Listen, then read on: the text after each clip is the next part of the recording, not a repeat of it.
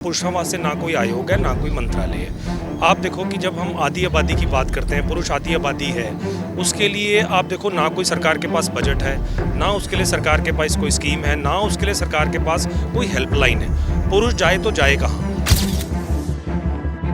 50 से प्लस कानून महिलाओं के फेवर में, पुरुषों के लिए कोई कानून नहीं है।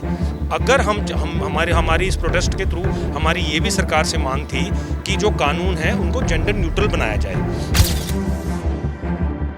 और अभी आप देखिए, अगर कोई सांसद राज्यसभा में या लोकसभा में पुरुष की बात करता है या कानूनों के दुरुपयोग की बात करता है तो उसका मजाक उड़ाया जाता है। वही अब जैसे अतुल सुभाष की जो है की डेथ हो चुकी है, तो अब अगर खर्चा लेना होगा तो वही ग्रैंड पेरेंट्स जो हैं वो उनके लिए खर्चा देंगे, और वैसे वो उनके लिए स्ट्रेंजर बन गए।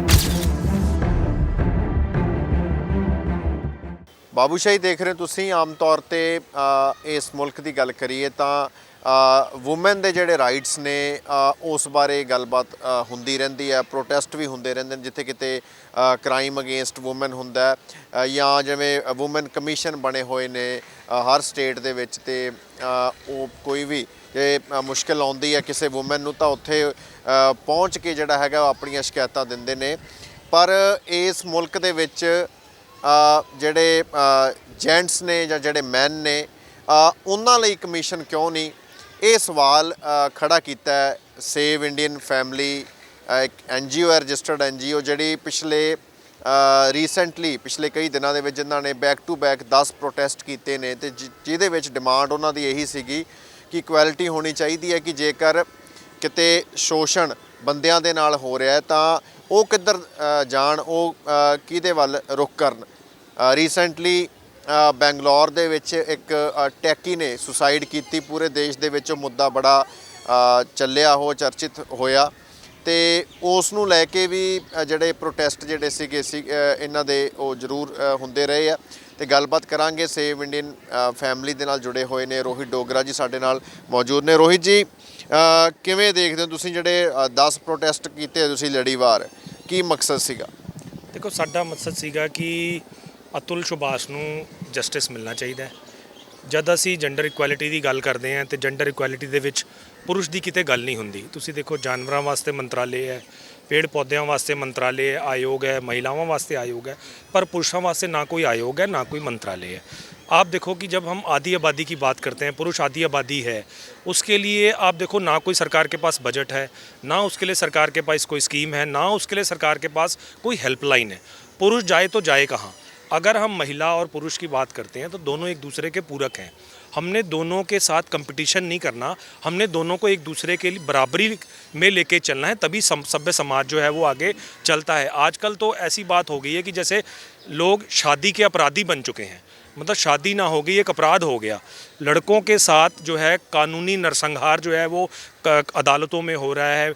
आप देखिए CRPC 125 है, खर्चा है लड़के की। अब हम AI इंजीनियर की ही बात करें, उसकी 84,000 सैलरी थी, उसको कोर्ट ने 40 हज़ार रुपया जो है खर्चा बांध दिया। अब आप बताइए कहाँ तक का एक जायज़ है कि जब हमारा माननीय उच्च न्यायालय कहता है कि 25% जो है वो लगभग खर्चा जो है वो हम, जबकि उसकी वाइफ जो है वो सेंचर में काम करती थी, अच्छी थी, जबकि वो खर्चा जो है वो दोनों हस्बैंड वाइफ में इक्वली डिवाइड होना चाहिए था, जबकि उस अकेले लड़के को 40 हज़ार रुपये खर्चा बांध दिया। तो उसके सुसाइड नोट में उसका कहना था कि मैं अपने खर्चे से अपने दुश्मन को जो है मैं पाल रहा हूँ। अब बताइए वो कितना दुखी होगा, वो अंदर से कितना दर्द होगा उसके अंदर जो उसने सुसाइड कर लिया। आप देखिए कि हम पूरे हिंदुस्तान में एक हेल्पलाइन चलाते हैं 8882498498। हमारे को हर महीने लगभग 5 से 6 हज़ार कॉल उस हेल्पलाइन के ऊपर जो है वो आती है। हर तरह के उसमें हमारे पास मुद्दे आते हैं। कई लड़के जो हैं सुसाइड की वर्ज पे होते हैं, कई जो हैं जिनके ऊपर झूठे दहेज के जो हैं वो केस किए हुए हैं, कई हैं जिनके ऊपर रेप के केसेस जो हैं वो झूठे पड़े हुए हैं। तो लगभग हमने अभी 10 प्रोटेस्ट जो ऑल ओवर ट्राई सिटी में किए, उससे हम यही एक सरकार को मैसेज देना चाहते हैं कि जैसे जानवरों के लिए मंत्रालय है, जैसे पेड़ पौधों के लिए मंत्रालय है, तो वैसे पुरुषों के लिए भी सरकार को पहल करनी चाहिए, कोई मंत्रालय या कोई आयोग का गठन करना चाहिए, ताकि जो है पुरुषों के जो फंडामेंटल राइट्स हैं, जो कॉन्स्टिट्यूशन में उनको राइट्स दिए गए हैं, उसकी जो वो आयोग है वो उसकी पहल, झूठे जो डोमेस्टिक वायलेंस जो पुरुषों के साथ हो रहा है उसकी भी वो जो बात कर सके। अब जब कानूनों की बात करते हैं, महिलाओं के फेवर में लगभग 50 से प्लस कानून महिलाओं के फेवर में, पुरुषों के लिए कोई कानून नहीं है। अगर हम हमारी इस प्रोटेस्ट के थ्रू हमारी ये भी सरकार से मांग थी कि जो कानून है उनको जेंडर न्यूट्रल बनाया जाए। जब जिस भी चाहे वो पुरुष हो महिला हो, जिसके भी द्वारा कोई क्राइम किया गया हो, उसको उसकी सज़ा मिले। जैसे कहा जाता है कि क्राइम हैज़ नो जेंडर, तो जेंडर के बेस में जो है हम पुरुषों को तंग परेशान ना किया जाए। इस देश में पुरुष 80% जो है वो टैक्स पेयर है इस देश का, उसको बराबरी का हक देते हुए जेंडर इक्वालिटी की तरफ हमें जो है वो पहल करनी चाहिए। ਅੱਛਾ, ਤੁਹਾਡੇ ਕੋਲੇ ਜਿਹੜੀਆਂ ਸ਼ਿਕਾਇਤਾਂ ਆਉਂਦੀਆਂ ਨੇ, ਜੇ ਆਪਾਂ ਫਾਲਸ ਕੇਸਿਸ ਦੀ ਤੁਸੀਂ ਗੱਲ ਕੀਤੀ ਹੈ, ਰੇਪ ਦੇ ਹੋਣ, ਡੌਰੀ ਦੇ ਹੋਣ, ਤਾਂ ਤੁਸੀਂ ਕੋਈ ਸਟੱਡੀ ਕੀਤਾ ਹੈ ਕਿ ਜਿਨ੍ਹਾਂ ਦੇ ਖਿਲਾਫ ਪਰਚੇ ਹੋ ਵੀ ਜਾਂਦੇ ਨੇ ਤਾਂ ਉਹ ਕਿੰਨੇ ਕੇਸਿਸ ਹੁੰਦੇ ਨੇ ਜਿਨ੍ਹਾਂ ਵਿੱਚ ਜਿਹੜੇ ਉਹ ਐਕਚੁਅਲ ਦੇ ਵਿੱਚ ਜਿਹੜੇ ਦੋਸ਼ੀ ਪਾਏ ਜਾ ਰਹੇ ਨੇ ਉਹ? सर सानू स्टडी करने की लोड़ ही नहीं हैगी जी। सरकार का NCRB का सरकार का 2022 का आंकड़ा खुद का कहता है कि लगभग 85% केसेस में जिसमें पुलिस ने चार्जशीट की, ठीक है ना, उसमें वो लड़के जो हैं वो 85% केसेस में लड़के बरी हो गए। मतलब कि हम ये लगा सकते हैं कि 85% इक्विटल रेट है। और अगर आप रेप के 376 की धारा में अगर आप देखते हैं तो वैसे ही लगभग 30% उसमें भी एक्विटल रेट है। तो इसका मतलब कानूनों का दुरुपयोग जो है बड़े पैमाने पर महिलाओं द्वारा हो रहा है। ऐसा हम नहीं कह रहे। 2005 में माननीय उच्च न्यायालय की सुशील कुमार की यूनियन ऑफ इंडिया की एक जजमेंट थी। 2005 से हमारी उच्च न्यायालय जो है सुप्रीम कोर्ट वो जो है दहेज के कानूनों को कानूनी आतंकवाद कह रहा है। फिर अभी हाल ही में जो है कई बारी हमारी जो न्यायालय हैं वो कह चुकी हैं पुरुषों के जो रिलेटिव्स हैं उनके साथ बड़ा धक्का हो रहा है, जो है उनको परेशान किया जा रहा है डाउरी के लिए, पर कोई भी इसको ख़त्म करने की तरफ पहल नहीं कर रहा है। अगर उच्च न्यायालय जो है ये कह सकता है कि ये कानूनी आतंकवाद है, लड़कों का डाउरी कानूनों के थ्रू जो है बहुत ज़्यादा शोषण हो रहा है, तो क्या सुप्रीम कोर्ट इसको रद्द नहीं कर सकता? कर सकता है, पर ना हमारी माननीय उच्च न्यायालय जो है इसमें जो है संज्ञान ले रही है, ना ही हमारी सरकारें संज्ञान ले रही हैं। अब आप देखिए कितना बड़े टैकी ने सुसाइड किया, किसी भी एक आप देख लीजिए हमारे माननीय सांसद के मुंह से 2 सांत्वना के शब्द उस पुरुष के लिए नहीं निकले जो इतना भावी इंजीनियर था हमारे देश का, और आगे जाके उसने देश के लिए पता नहीं और क्या क्या जो है वो काम करने थे। और अभी आप देखिए अगर कोई सांसद राज्यसभा में या लोकसभा में पुरुष की बात करता है या कानूनों के दुरुपयोग की बात करता है तो उसका मजाक उड़ाया जाता है। मतलब आप देखिए कि हम किस तरफ हम जब 21वीं सदी की बात कर रहे हैं, जब हम जेंडर इक्वालिटी की बात कर रहे हैं, तो हम पुरुषों के साथ लेके क्यों नहीं चल सकते? हमारा ये कहना है। और जो अतुल सुभाष है उसको आप देखिए कि लड़की के परिवार को पहले जुडिशियल कस्टडी में भेजा गया, उसके बाद उसको बेल मिल गई, है ना। हाई कोर्ट का ऊपर से प्रेशर आया, तो जब हाई कोर्ट का प्रेशर आया तो फिर निचली अदालतें भी कितना उसका संज्ञान लेती, तो उनको बेल मिल गई। अब जब वही उसकी ग्रैंड पेरेंट्स सुप्रीम कोर्ट में बच्चे की कस्टडी के लिए जाते हैं तो सुप्रीम कोर्ट की ऑब्जर्वेशन आती है कि जो ग्रैंड पेरेंट्स हैं वो स्ट्रेंजर हैं। आप बताइए मतलब कितनी दुख की बात है कि जो ग्रैंड पेरेंट्स हैं वो सुप्रीम कोर्ट के लिए स्ट्रेंजर हैं। और अगर वही अब जैसे अतुल सुभाष की जो है की डेथ हो चुकी है, तो अब अगर खर्चा लेना होगा तो वही ग्रैंड पेरेंट्स जो हैं वो उनके लिए खर्चा देंगे, और वैसे वो उनके लिए स्ट्रेंजर बन गए। कितनी शर्म वाली बात है हमारे लिए कि हम कैसी ऑब्जर्वेशन जो हैं हम ग्रैंड पेरेंट्स के लिए दे रहे हैं। ग्रैंड पेरेंट्स का भी उतना ही हक है बच्चों के ऊपर जितना पेरेंट्स का है।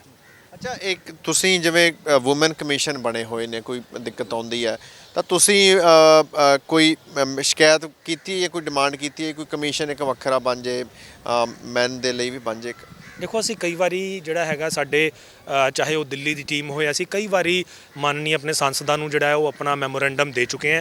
अब हम आगे भी जो है चंडीगढ़ में भी हम जो है हमारे जैसे मनीष तिवारी जी हैं और मलविंदर कंग जी हैं, 3 आम आदमी पार्टी के MP हैं और एक कांग्रेस का MP है, तो हम जल्दी जो है उनको भी मिल के मेमोरेंडम जो है देने वाले हैं। पहले भी हमने कई बारी मेमोरेंडम्स दिए हैं, 2018-19 में भी हमने सत्याग्रह किया था जंतर मंतर के ऊपर, तब भी हमने जो है माननीय प्रधानमंत्री जी को जो है हमने अपना ज्ञापन सौंपा था। हम कई बारी अपनी समय समय पे ज्ञापन ऐसे हम देते रहते हैं, कई कैंपेन करते रहते हैं। ईमेल्स जो है हम हमारे साथ 40+ NGOs जो ऑल ओवर इंडिया में जुड़ी हुई हैं हमारे सेव इंडिया फैमिली मूवमेंट के थ्रू हम ईमेल्स करते हैं उनको। लॉ कमीशंस को हमने कई बारी ईमेल्स के थ्रू अपने सुझाव भेजे हैं, है ना। तो हम ये रेगुलरली जो है सरकार को जो है जागरूक इस चीज़ के में करते रहते हैं, पर सरकारें जो हैं वो इसके ऊपर कोई संज्ञान अभी लेने को तैयार नहीं।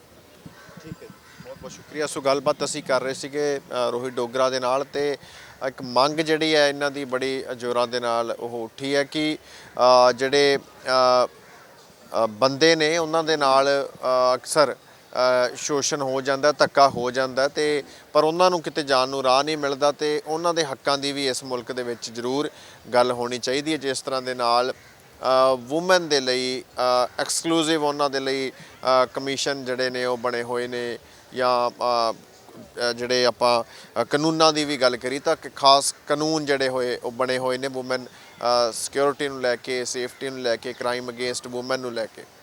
ਚੰਡੀਗੜ੍ਹ ਤੋਂ ਕੈਮਰਾਮੈਨ ਆਕਾਸ਼ਦੀਪ ਦੇ ਨਾਲ ਹਰਸ਼ਪ੍ਰਾਪ ਸਿੰਘ ਸਿੱਧੂ, ਬਾਬੂ ਸ਼ਾਹੀ ਟਾਈਮਸ।